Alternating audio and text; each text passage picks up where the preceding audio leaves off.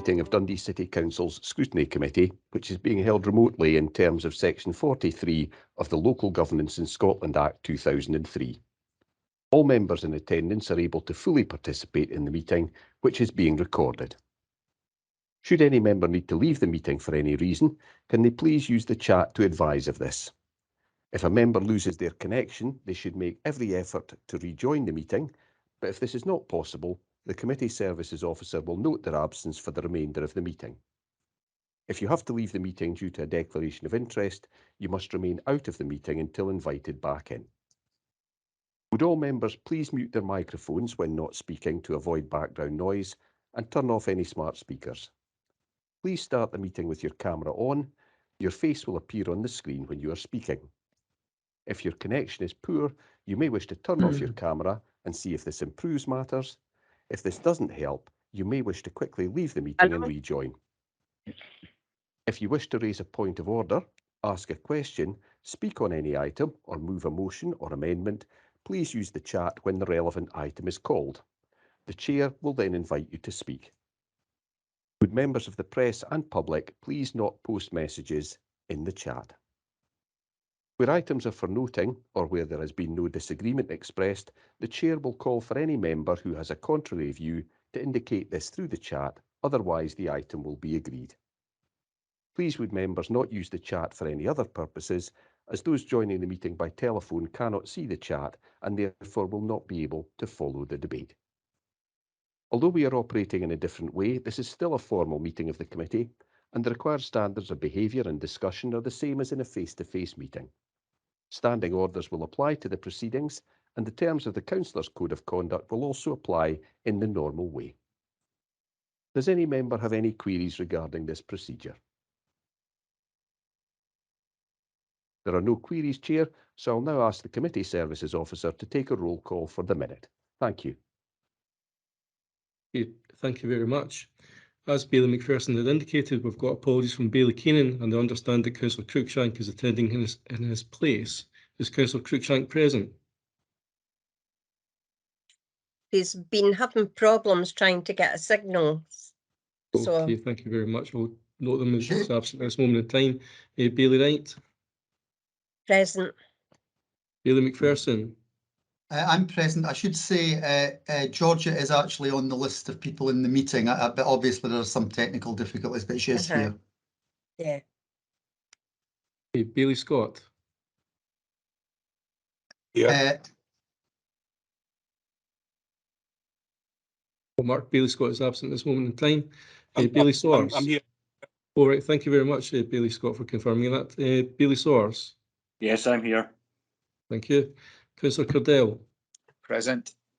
Thank you. Councillor Ilnakla? Here. Thank you. Councillor Short? I'm here. Okay, thank you very much. That concludes the roll call and then takes you on to item 1, the declarations of interest. We're not any members with any declarations to the content of the agenda as it stands.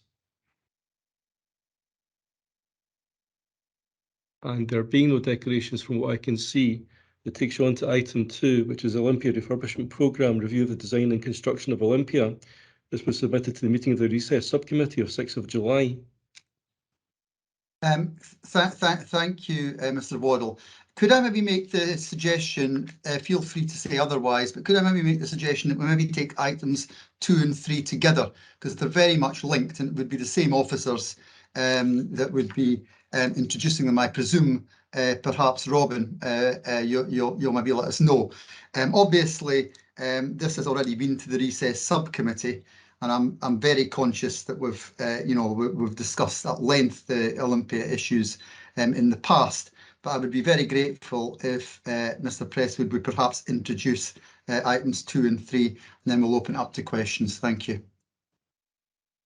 Many thanks, Bailey McPherson. First of all, thank you to members for giving us the opportunity to come along and speak to these reports in a little bit more detail than perhaps we were able to at the Recess Subcommittee. The 2 reports are, as members may recall, those members that were on the Recess Subcommittee. The first one covers the review, which was a remit very clearly given by committee in 2021 to carry out a full review of the history of Olympia and what lessons could be learned from that process. So that's the report at item number 2. The report at item number 3 is the tender report, which sets out the proposed approach to the refurbishment and replacement works at Olympia, which confirmed the appointment of Robertson Construction Tayside as the main contractor, gave an indication of the costs and an indication of the likely timescale for the works being carried out. Perhaps before we start, I can give an update on the current contract, if that would be helpful, convener. The remedial works have started as we envisaged at the recess subcommittee. The works were approved on the 6th of July. We immediately issued an acceptance of the tender, and the works on site commenced in line with the proposed construction programme on 15th of August. Robertson Construction, City Development and Leisure and Culture Dundee are liaising closely together, as you can imagine, and a formal handover of the facility took place as planned on 15th August. Leisure and Culture Dundee will continue to be within the building to ensure that the contractor is supported with their knowledge of the operating systems. The initial work on site has included mobilising containers and cabins, site facilities, welfare facilities for staff, establishing a secure external compound, and commencing downtaking works to actually prepare for the main contractual elements. So that would involve, for example, removing tiles in appropriate area of the building to allow access, removing aspects of the sprinkler system, removing seating where appropriate within the main pool, again to allow access, and of course working with Leisure and Culture Dundee and Scottish Water to oversee the draining of the pool to allow the principal works to take place. So hopefully that gives members reassurance that we are proceeding as planned at the time of the recess subcommittee, but very happy to take questions on that or any other aspect of the 2 reports.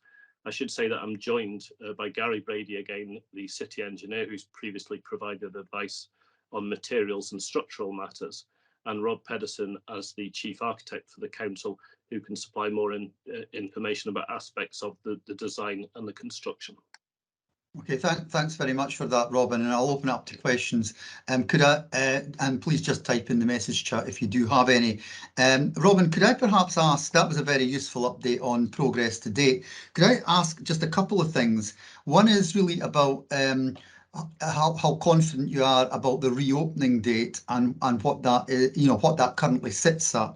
And the second one is maybe some reassurance regarding the lifespan of the facility once these refurbishment works have taken place.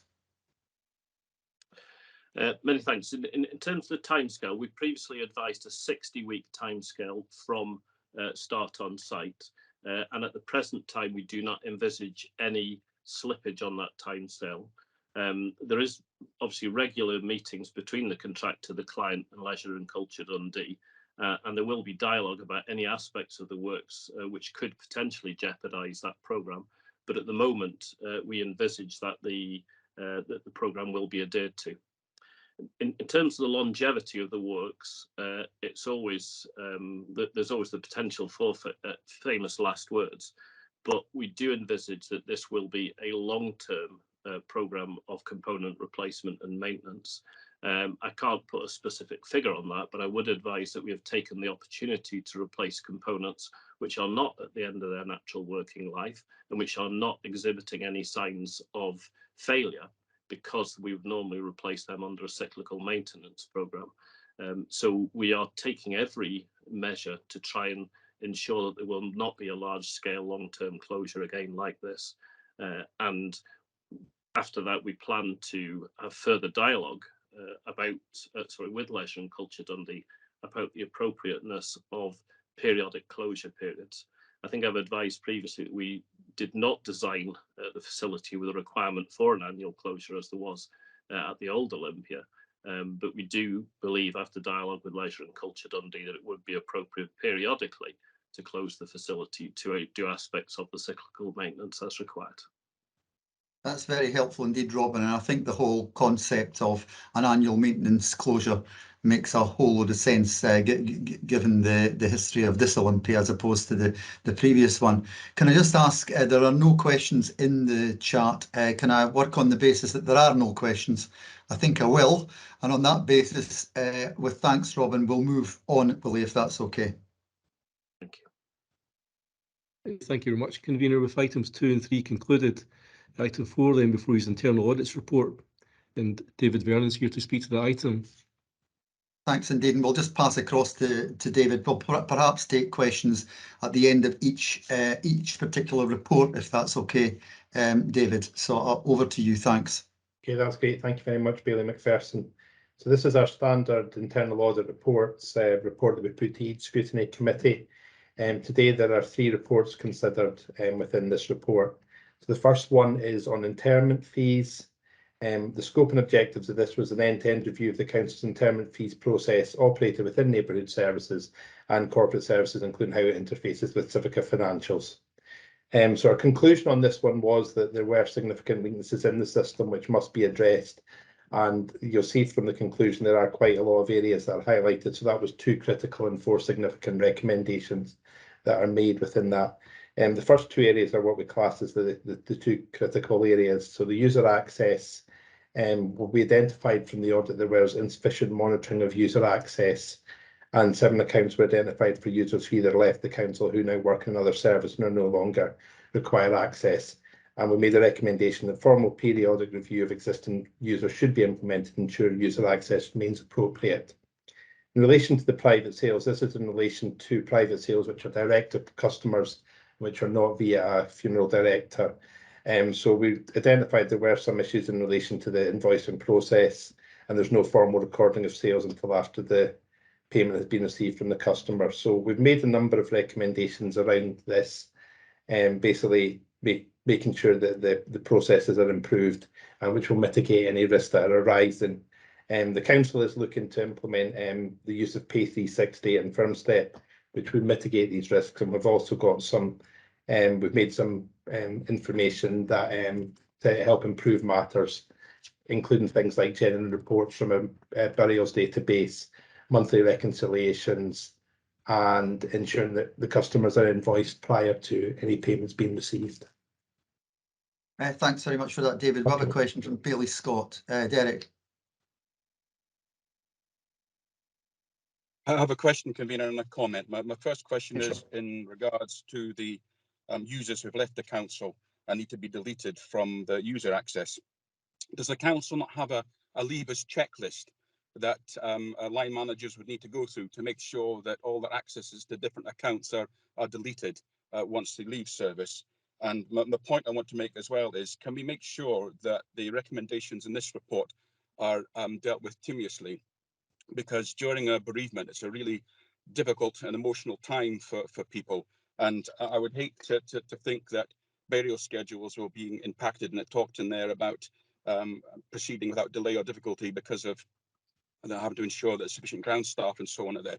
I would hate to have this coming back next year as part of the report that's got outstanding recommendations still to be implemented. So can we have an assurance that this will be, because of the difficult time people have at bereavement and the upsetting times, that this could be implemented as soon as possible? Okay, thank you. I'm happy to come into that on the first point. So in relation to your first point, Bailey Scott, yes, there is a process in place within the council for dealing with logins. Obviously, within our audit, we picked up there were the access logins for this system were not being, basically being done timely. We have had assurances from the service that they have now contacted IT and that these shall be removed, and there will be followed up by IT in relation to making sure that this process is actually carried out in more timely moving forward, including the removing from the network login and then directly from the system itself. In relation to follow up, we have got we will follow up these recommendations as part of our normal monitoring, and we have got assurances from the service that the dates are reasonable, and we will hopefully follow these up throughout the year and keep in touch with the service as well. Okay, Derek, do you have a follow-up at all? No, Convener, but I think the Chief Executive is looking to come in. He is indeed. I just wanted to give you the opportunity to come back in if you wish, but well, if not, we'll go across. Greg, I think you wanted to make a contribution. Thank you. Thanks, Bailey McPherson, and thanks, Bailey Scott, for the question. Just to add, in addition to what David said, the leavers process is automatic. So when someone leaves the council, they are removed automatically from the corporate IT network, which would mean that they are unable to access this system when they have left. The challenge for us is about when people are moving internally, and I know there has been a piece of work that Jackie Capel has led, where heads of service have confirmed that all systems that are operated within services have either carried out that review or are just about to complete that review of all users, and will ensure that that is done in a timeliest manner going forward. So just to give that reassurance to Scrutiny Committee, Bailey McPherson, there is a process for people leaving that is automatic and is assigned to people's leaving date with the council, where it removes them from all systems. Okay, thanks very much, Greg. That's very helpful. I completely agree with Derek's point about this being a time of family loss. It's important that we have as seamless a process as possible. And I have to say I was quite concerned about the thing about invoicing, because I'm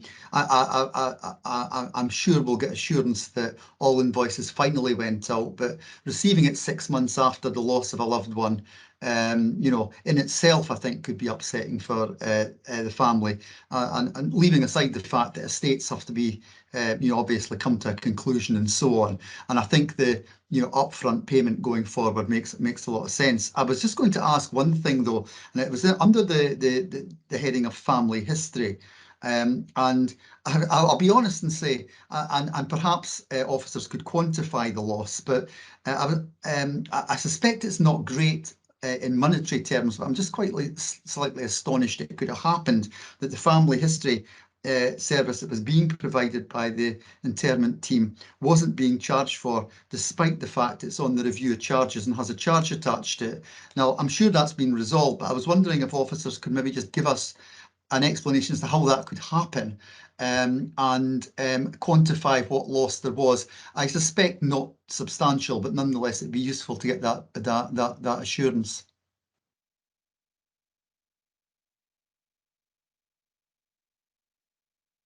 I'm not sure. I think Paul is wanting to come in. Mr. Thompson, thank you.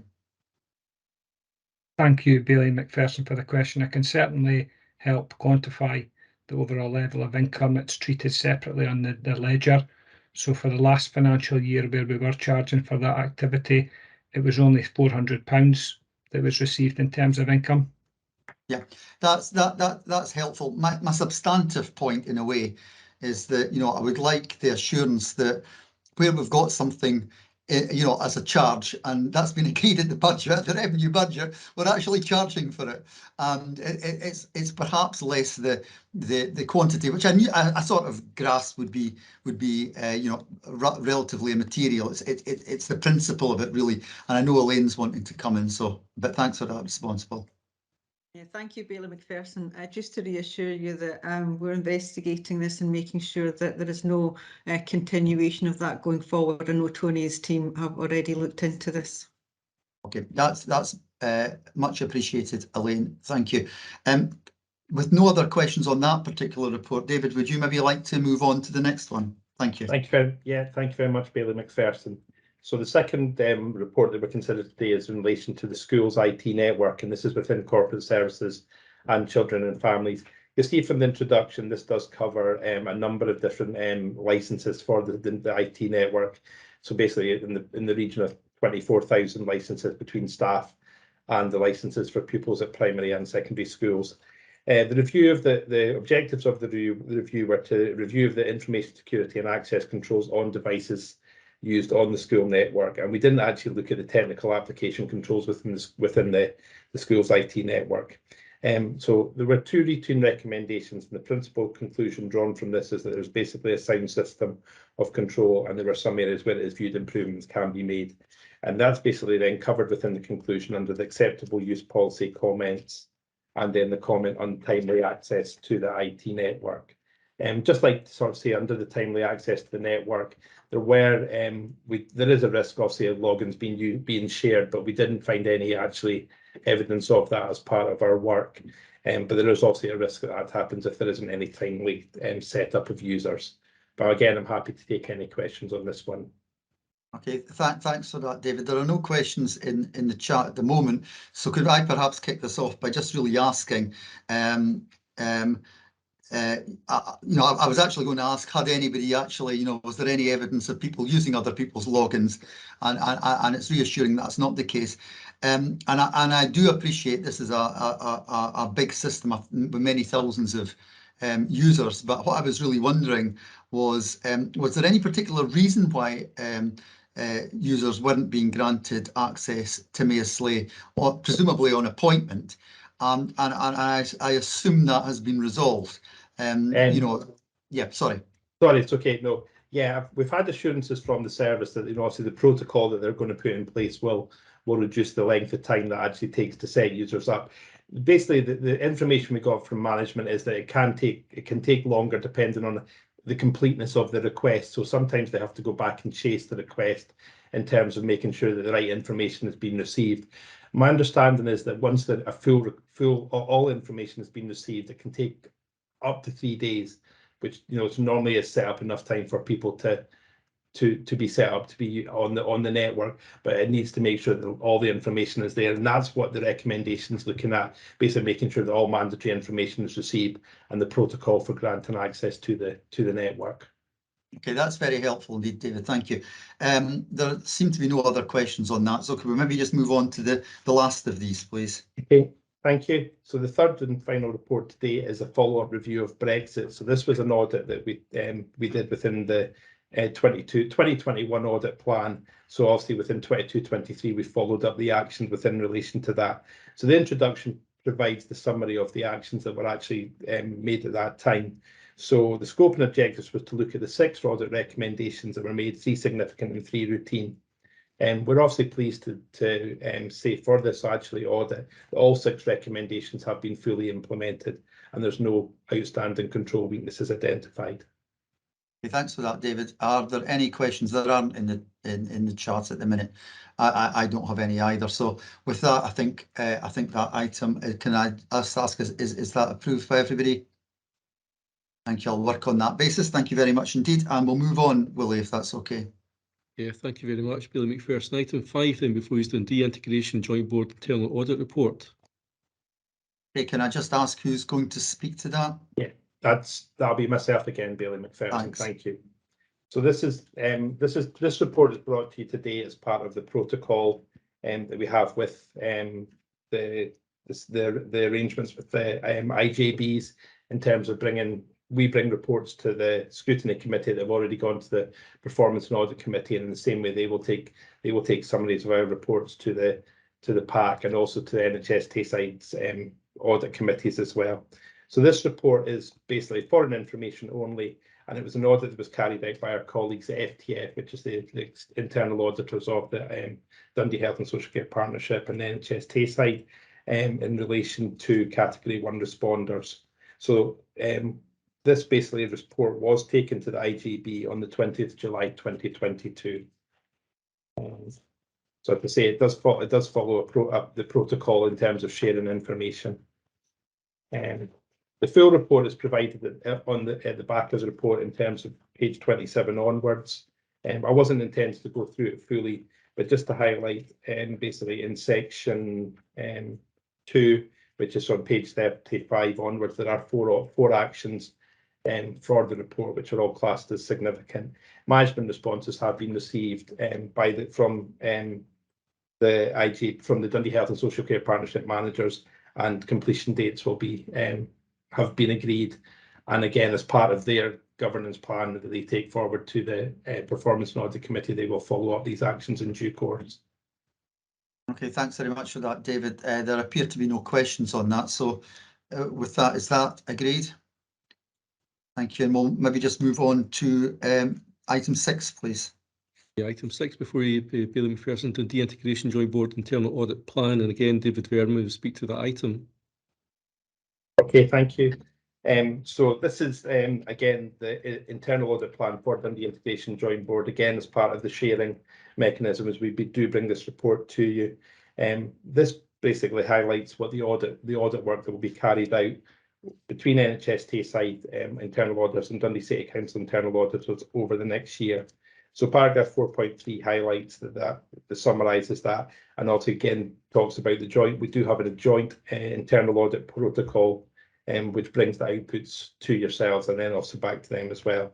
Paragraph 4.4 and the table below highlights the areas that will be carried out in the two main audits, which are at the top of page 42, are the workforce audit and operational planning. So we will be working with the Chief Internal Auditor from FTF in terms of prioritising these and timely to make sure that they can meet the deadlines for committee.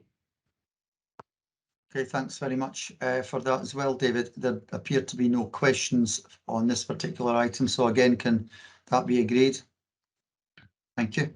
And we'll maybe just move on to the next item, which I suspect is you again, David. Item 7, Willie. Okay, thank you very much, Bailey McPherson. So this is our annual report that we bring forward at this time of the year, which is a summary of the progress of the implementation of the internal audit recommendations. So this basically is summarising the progress that's been made with all the audit recommendations that have been made and which have been previously provided in the internal audit reports that have come to the Scrutiny Committee over the years. The main reason for bringing this is highlighted at paragraph 4.1, which is that under the public sector internal audit standards, we are required to establish and maintain a system to monitor the disposition of results communicated to management. And this is done through the Pentana system, which is where all our internal audit recommendations are actually input to. Paragraph 4.3 provides just a wee bit more information about Pentana, and what we do is we follow this up with services over the year in terms of following them up to make sure they're actually completing recommendations, and we bring this report to you at this point in time. Just some of the improvements that have been made in the last year is that paragraph 4.4, we've now, the council have actually established a risk and assurance board with membership at head of service level, and which is chaired by the Executive Director of Corporate Services. And so this group has met twice already in 2022-23 and will be meeting every 2 months. And as part of this remit, we are discussing the internal audit recommendations at a head of service level, and we will continue to follow that up with services throughout the year. The rest of the report really is just basically summarising the various sort of information that is provided within the report. I wasn't going to talk to that in any great detail. Paragraphs 4.10 and 4.11 provide some of the detail around that, what has been partly implemented, fully implemented, and what's still outstanding. And for a number of the recommendations, we have got revised dates into the future, but hopefully by the end of the year in terms of progress with completing them. But again, I'm happy to take any specific questions that members might have. Okay, thanks very much for that, David. There are no questions at the moment, so could I perhaps ask, with regard to the information on page 49, and in particular the audit around data protection, the original due date was 31st of March 2014, and the revised date is some 6.5 years later. Now, I assume GDPR got in the way of that, but perhaps you could give us some indication. Is that the reason that it's the final sign-off? I see the final drafts being put before the Strategic Information Governance Group. Well, it'll have been done now because it's in September, and it would just be good to have the reassurance that there's a good reason, if you like, for the delay. And I see Mr. Menny's got his hand up. Okay. I just want to say, obviously, yes, obviously we've classed this one as 90% complete, and the September date was for it to be completed as well. I have had assurances from Mr. Menny that will be done, but I'll obviously let him speak as well. Okay, Roger, thanks. Thank you very much, Bailey McPherson. First of all, can I express to the Scrutiny Committee my regret at the delay in the implementation of these recommendations. This was due to a variety of reasons, which I'll return to shortly. In doing so, I would also like to reassure the committee that I am entirely satisfied that the Council has in the interim period and continues to implement its various legal obligations, so this has not presented any risk to the Council. The reasons for the delay are partly due to changes in legislation, and they're also partly due to some local and national events which have supervened. First of all, as you indicated, Bailey McPherson, the General Data Protection Regulation was implemented by the European Union with significant related legislation.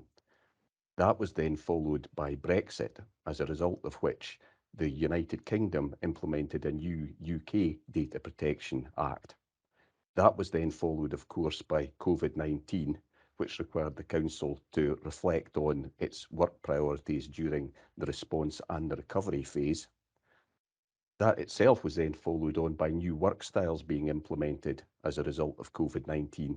And you'll see in the report there's a reference to hybrid working, which clearly was not in contemplation at the time the original internal audit fieldwork was carried out.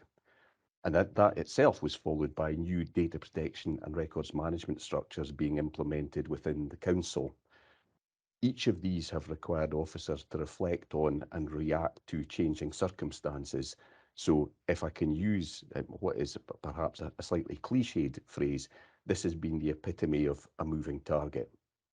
I am, however, pleased to say that the Strategic Information Governance Group have drawn matters to conclusion. And going forward, because this is and will continue to be an ongoing legal obligation for the Council, the Strategic Information Governance Group, which is chaired by me as the Council's Chief Legal Officer, and in my absence by the Council's Legal Manager, Kenny McCaig, will take on responsibility for reporting and monitoring on the Council's compliance with this on a continuing basis. But again, my apologies to the committee for the delay in implementing these recommendations. Thanks, Roger. And I think given shall we say, the litany of different things that have happened over the last 6.5 years, I think we can sort of understand why that has happened. So grateful to you for that. Deputy Lord Provost Curdell has a question. Kevin. Thank you, Chair. It's just in respect of lone working, and I just wonder, how do we impress upon our own staff that there really is no tolerance for aggression or violence towards them while they're at their workplace? Because some people may feel, there's a certain level of, trouble you might expect that in certain scenarios, and they don't maybe feel like it's worth reporting. But obviously all these things are worth reporting because it builds up patterns of behaviour and helps us better protect our staff and put procedures in place to protect our staff. So how do we impress upon that workforce that their safety is paramount and to report everything, no matter how trivial they may feel it is?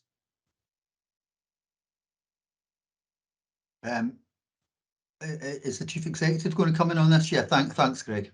Yeah, thanks, Bailey McPherson, and thanks, Deputy Lord Provost. The Council has a zero tolerance on any aggression or violence that staff may face. We've run campaigns previously promoting that. We actively encourage staff to report any violence and aggression.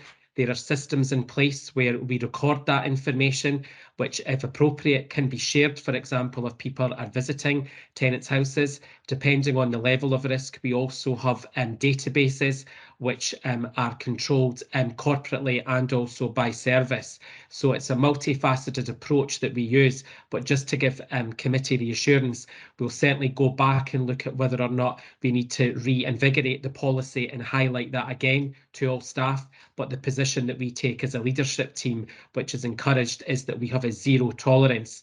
And you may recall over the past few years, we've certainly used social media as a mechanism to say that to the public, that actually the safety and protection of our staff is paramount importance, and we just have a zero tolerance. So hopefully that answers the question, Bailey McPherson.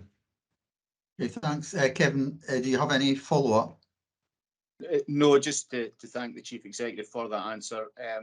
Obviously, in a previous life, I worked in a frontline service in the council, and I know sometimes things can get heated in difficult situations, and it's good to know that our staff can report these things and know that their safety is paramount, and it helps them then deliver the services to the public in a better fashion, and we want that. So thank you for that. Okay, thanks very much, Kevin. So we'll move on to the next item 8, Willie, if that's okay. Yeah, thanks very much. Item 8 before his corporate fraud team activity and performance and whistleblowing report. I believe that Robert Emmett will be introducing this item. Thanks, and over to Robert. Thank you, Convener. So this report sets out progress from the work of the corporate fraud team. I think the only thing I'd draw attention to, Convener, is the fact that a significant amount of the work in this report relates to COVID and the prevention and detection of fraud associated with the significant work that went on supporting businesses during that period, but happy to take any questions. Okay, thanks indeed. There don't appear to be any. Oh, sorry, there do. Lynn's waving her arm. So, Councillor Short. Sorry, it's not like me to be slow off the mark.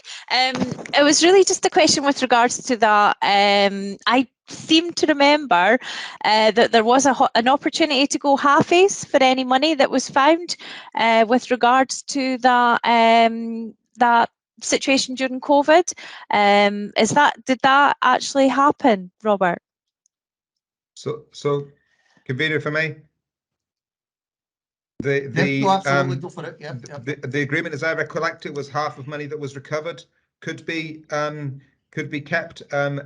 Dave Vernon may have details of what the actual outcome was. I think where we prevented a grant being paid out in error, we didn't get it. We didn't potentially gain anything from it. I think it was only if we recouped errors. But David may well be closer to the detail on what was actually the outcome in that. Thank you very much for that, Robert. Yes, Councillor Short, that is the arrangement that is in place. So once the overpayment or the incorrect payment has been invoiced to the service, to the person who's been incorrectly paid, there is a potential of getting 50% back, which the council can keep, and then the other 50% will go to the Scottish Government. So I'm sure, if it's okay to come in, Bailey McPherson, that we will write to them and make them aware that we were so good that we stopped even more than we didn't put out, and perhaps we should get a wee bonus for being so diligent.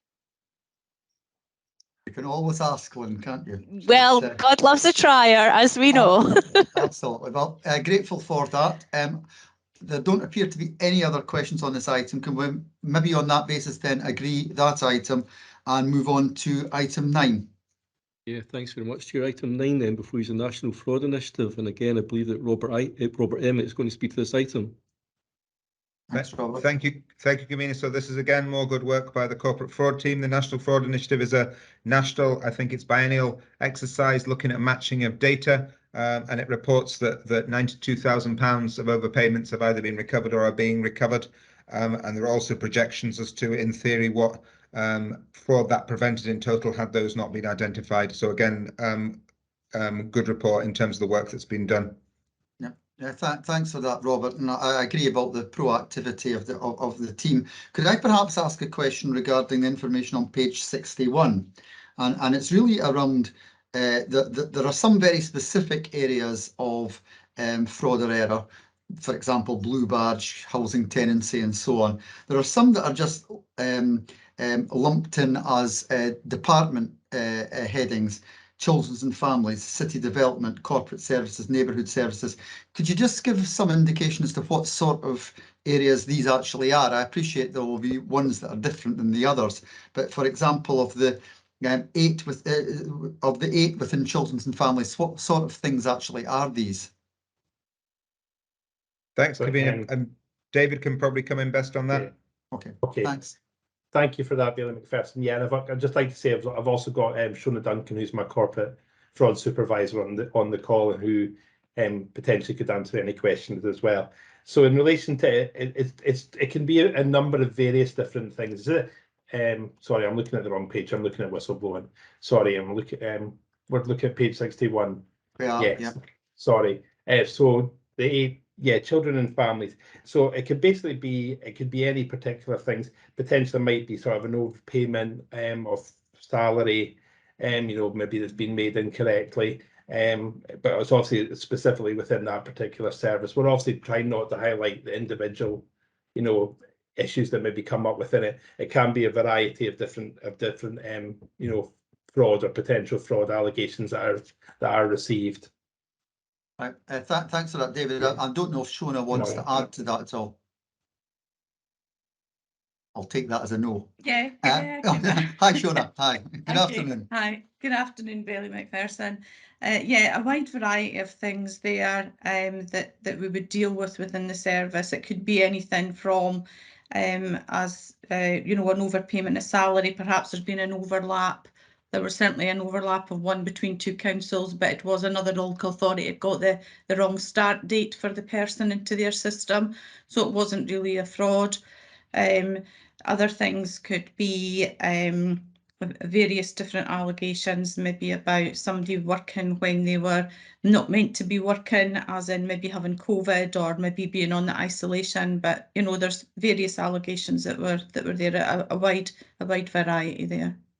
Okay, thanks for that, Shona. Could I just say we're always impressed with the proactivity of your team and grateful for the report as well. Billy Scott has a question. Derek? My question was the same as yours, Convener, so it's been attended to. Thank you. Okay, thanks indeed, Derek. There are no other questions, so at this point, can we perhaps agree this report? Okay, thank you, and we'll just move on to the next item, please. Yeah, thanks very much, Chair. Item 10 then before Scotland's financial response to COVID, and my understanding is that David Vernon will speak to this item. Sorry, Convener, I think there's a mistake that I'm happy to come in on that to start with. This is just bringing to your attention the Audit Scotland report, which was a national piece of work looking at COVID and making a number of recommendations. I think, again, it reflects well on the good work that was done in local government during that period and the extensive support that was provided across a range of services. Convener, and I think it's worth noting, I think that some of the matters where there are recommendations have already been taken forward. For example, to looking at the medium-term strategy, which the council considered on Monday evening, but happy to take any questions. There don't appear to be any. So on that basis, is that report agreed? I'll take that as a yes, and I think that's the final item. So can I thank everybody for their contributions this afternoon, both officers and elected members. The next meeting, if I recall correctly, is Wednesday the 7th of December. So I'm sure we'll see you all long before then, but we'll certainly see you then, and enjoy the rest of your day. Thanks very much indeed. Thank you. Bye now. Thank you.